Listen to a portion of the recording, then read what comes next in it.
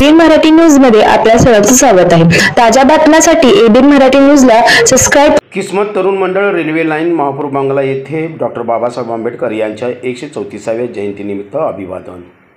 किस्मत तरुण मंडळ रेल्वे लाईन महापौर बंगला येथे विश्वरत्न डॉक्टर बाबासाहेब आंबेडकर यांच्या 134व्या जयंतीनिमित्त डॉक्टर बाबासाहेब आंबेडकर यांच्या प्रतिमेला पुष्पहार अर्पण करून अभिवादन करण्यात आले।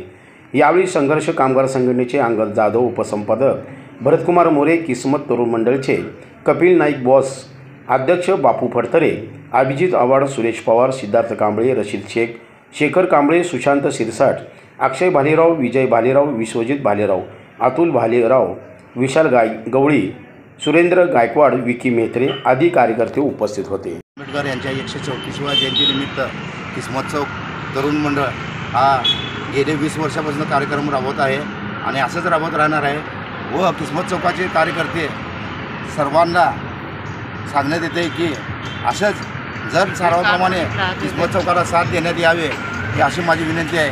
मंडळाचे अध्यक्ष बापू फडतरे, मंडळाचे खजिनदार अभिजित आव्हाड व मार्गदर्शक पवारसाहेब, रशीद शेख, शेखर कांबळे, बाळासाहेब, सुशांत विकी मेहत्रे, उपाध्यक्ष सिद्धार्थ कांबळे यांनी सगळे मंडळाला सदैव साथ दिल्यामुळं हे मंडळ उभं आहे आणि असंच सदैव साथ राहावे अशी किस्मत चौक तरुण मंडळाची वतीनं संस्थापक अध्यक्ष कपिल नाईक यांच्या वतीने विनंती आहे।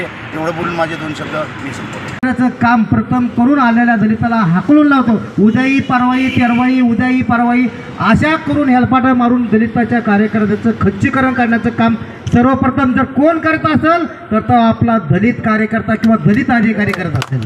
तर माझं त्या अधिकाऱ्याला स्पष्ट मत आहे अंगद जाधवचं, असे अधिकारी कोपरापासून ढोपरापर्यंत हाणून काढण्याचं प्रथम काम ही अंगद जाधव करणार।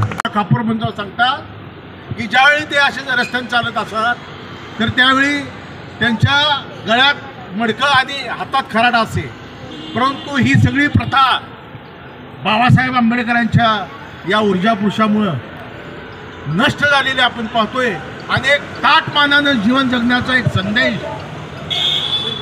एक ताटमानानं जगण्याचा एक संदेश बाबासाहेबांनी तुम्हा सर्वांच्या जीवनात दिला।